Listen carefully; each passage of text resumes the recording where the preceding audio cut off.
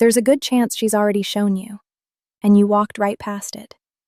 Not because you weren't paying attention, not because you don't care, but because nobody ever taught you what her signals actually look like.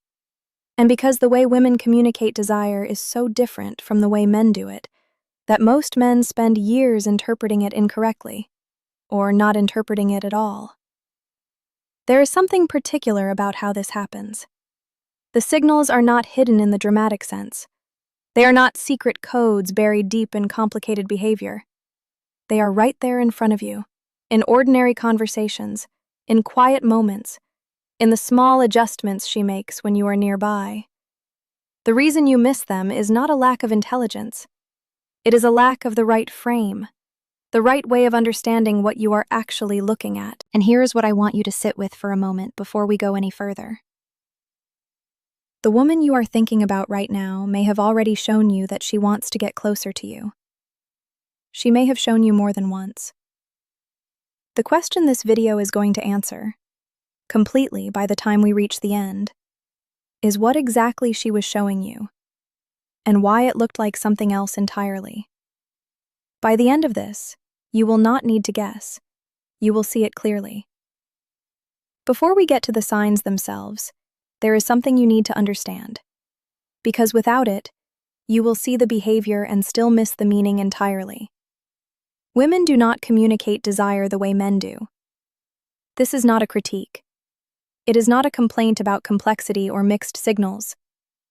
It is simply a fact rooted in psychology, social conditioning, and something much older than either of those things. When a woman feels genuine attraction, when she actually wants closeness with a specific man, she rarely says it directly. And the reason for that is not manipulation. The reason is risk. Think about what direct expression costs a woman in terms of vulnerability.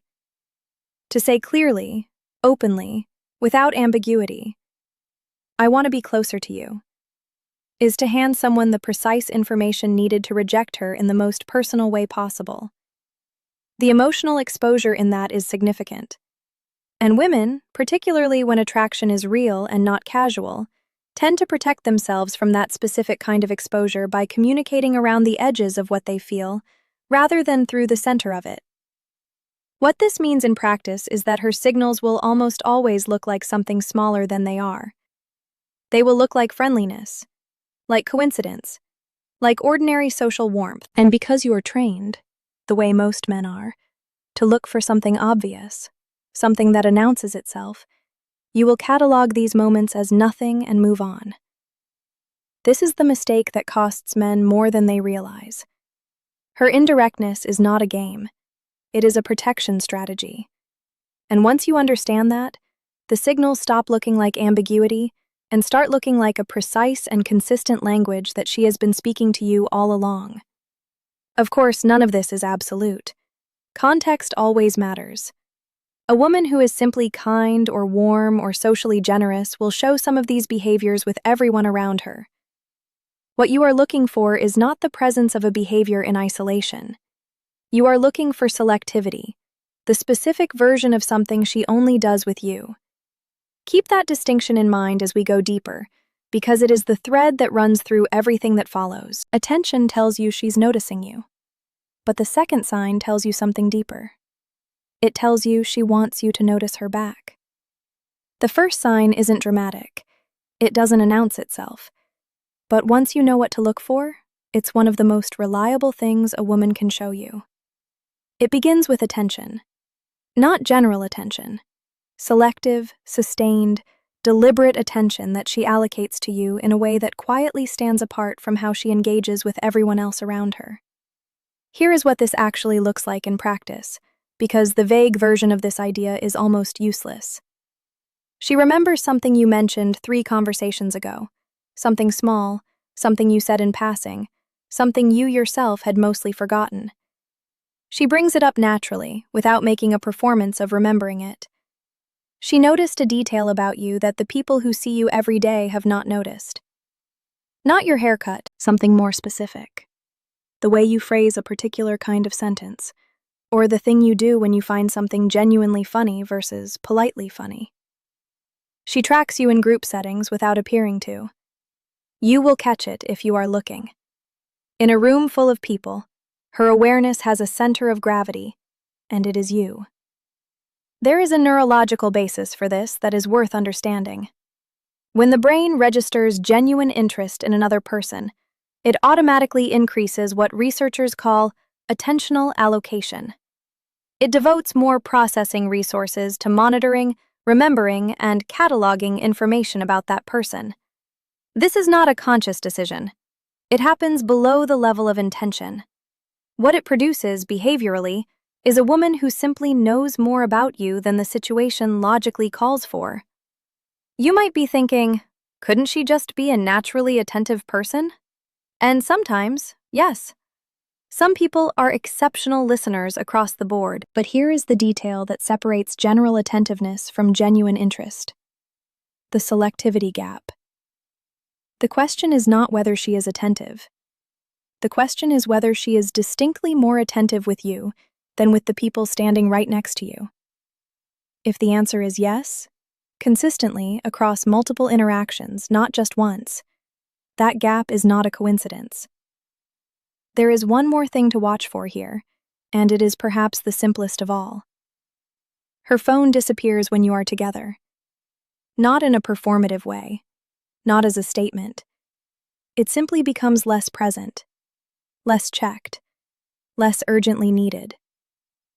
In a world where the average person reaches for their phone dozens of times per hour, the choice to not do that, specifically in your company, is a form of attention allocation that speaks for itself.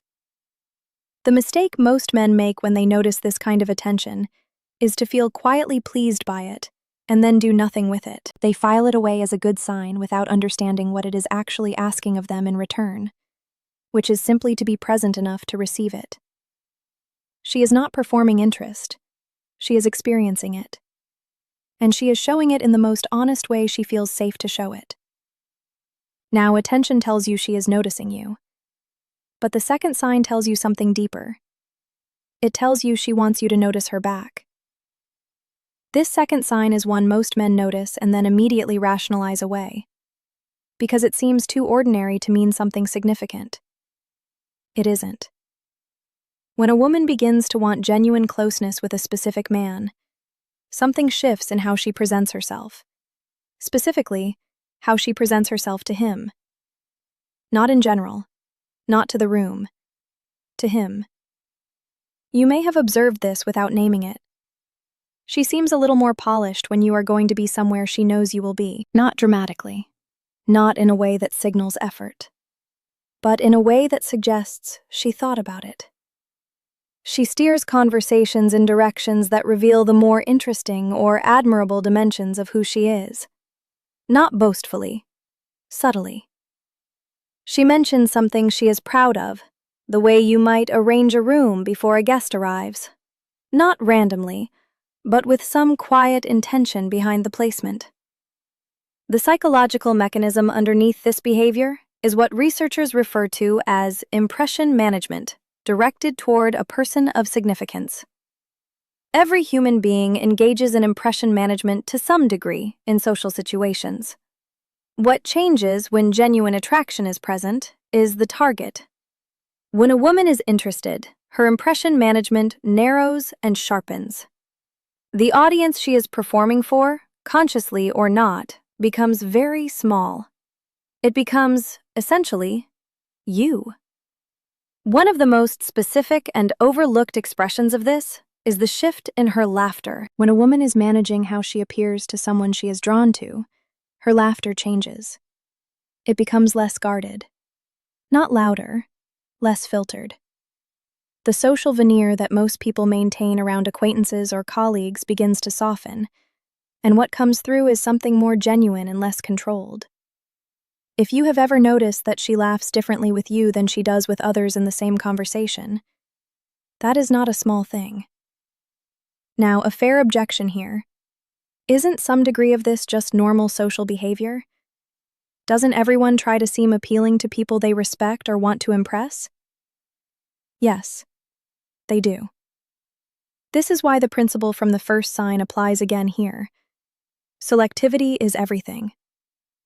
The question is not whether she puts effort into her presentation. The question is whether that effort is visibly calibrated to your presence specifically. Does something shift when you arrive that was not there before? Does the version of herself she shows you feel slightly different, slightly more intentional than the version everyone else gets? One instance proves nothing. A consistent pattern, running across multiple interactions, across different settings, across different moods. That pattern means something. The first two signs are things she does with some level of awareness. She knows she is paying attention. She knows she cares how she comes across to you. But the third sign, the one we are moving toward now, is different in a way that matters. She usually has no idea she is doing it at all. This last sign is the one I want you to remember most, because it's the one she cannot perform. It either happens or it doesn't.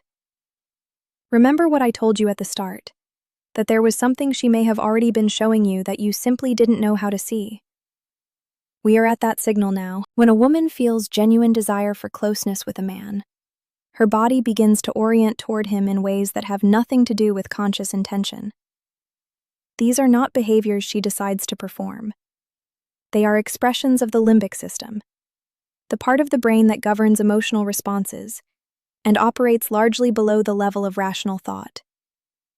She cannot manufacture them on demand, and she cannot suppress them easily when they are real. Here is what this looks like in specific, observable terms. In a group setting, her body faces you even when she is speaking to someone else. Not her face, her torso, her feet. The feet especially are reliable, because they are the least socially monitored part of the body. People learn to control their facial expressions relatively well. Almost nobody learns to control where their feet point. When a woman in a group consistently orients her lower body toward you, while her attention is nominally elsewhere, her nervous system is telling you something her words have not said yet. Then there is what some behavioral researchers describe as the bridge touch, a brief, light contact initiated on a neutral zone, typically the forearm or upper arm, during a moment of connection in conversation. A shared laugh, a point of agreement, a moment where something lands between you. She reaches out for a half second and then the contact ends, naturally, without ceremony. What makes this specific is the pattern.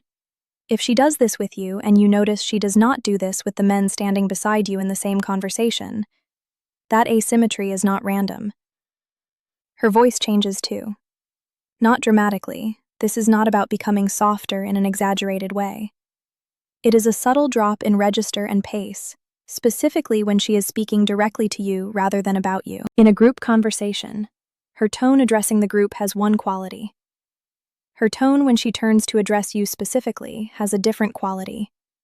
Slightly warmer, slightly slower, slightly more direct in its delivery. Most men have felt this difference without being able to name it. And then there is the eye contact pause. Social eye contact follows a fairly predictable rhythm. Brief contact, brief break, brief contact again. When genuine attraction is present, that rhythm shifts. She holds the contact a beat longer than social convention requires. Not staring, just longer. Long enough that it crosses from casual into deliberate, without crossing into uncomfortable. If you have ever had a moment in conversation where you were not quite sure whether to look away first, and neither was she, and neither of you did for just a second longer than felt ordinary, that was not nothing. You might be asking yourself right now, what if she is simply a warm and physically expressive person? What if this is just how she is with everyone? And this is a legitimate question, which is why the answer to it is behavioral, not interpretive. Watch how she is with the other people around her. Watch the whole room. If these behaviors, the body orientation, the touch, the vocal shift, the eye contact extension, are present broadly and evenly across her social environment, then yes, this is simply her nature. But if you notice that these behaviors cluster specifically and consistently around her interactions with you, while looking different or absent with others, then what you are observing is not personality. It is selection. She is selecting you. Not consciously, not strategically, but genuinely, at a level that runs beneath her ability to disguise it. Now that you know all three signs, there is one final thing that changes everything about how you use this, and it has nothing to do with the signs themselves. Knowing the signs is only half of it. What you do, and what you don't do, in the moment, matters just as much. There is a particular mistake that tends to happen when a man first begins to recognize these signals clearly. He either moves too quickly, suddenly accelerating in a way that feels misaligned with the pace of what was building, or he does nothing, paralyzed by the fear that he may have read the situation incorrectly. Both of these responses come from the same source: uncertainty. And what removes uncertainty is not more analysis. It is awareness. What these three signs give you is not a strategy. They give you clarity. They tell you the conversation is already open, that she has already, in her way, indicated that she is willing to move toward something more. And what clarity allows you to do is respond with presence and intention, rather than with anxiety and overcalculation. You do not need to perform. You do not need to manufacture a moment or engineer a specific response. What she is responding to, what produced these signals in the first place, is something real she has already perceived in you. Your job, once you see the signs, is simply to meet what she is already offering with enough confidence and calm to let it continue at its own pace. The man who understands her language is not at an advantage because he has learned to be manipulative. He is at an advantage because he is actually listening, because he has stopped treating her communication as mysterious or confusing and started receiving it for what it is. An honest expression offered indirectly from someone who wanted to be seen without the risk of saying it plainly. That is not a game. That is trust, extended in the only form she felt safe to extend it.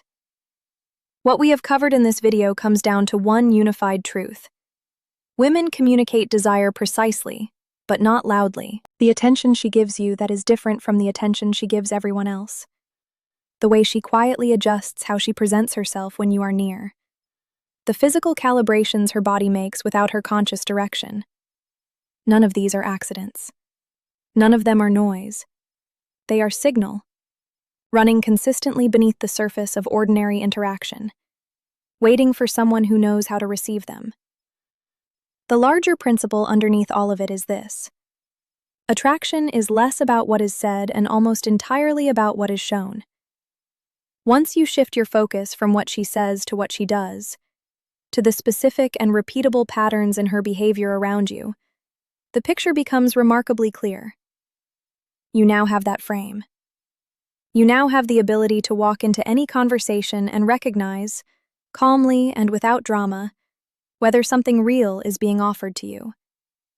That is not a small thing to carry with you, and there is no need to overanalyze every interaction from here forward. You will not, and should not, see these signals everywhere. What you will do is notice when they are genuinely present, because now you know what you are looking at. I want to ask you something directly, and I read every comment that comes in. Which of these three signs have you noticed in a woman around you? And looking back now, which one did you misread at the time? Tell me in the comments, because those answers tell me exactly what to cover next. If this kind of insight is something you want more of, subscribe, because what we do on this channel is take the parts of female psychology that feel most confusing and make them genuinely legible, one video at a time. And in the next video, I'm going to show you something that surprises most men. What happens right after a woman shows these signals, and the one thing a man does that makes her quietly close the door, even when everything was going perfectly. You'll want to see that one.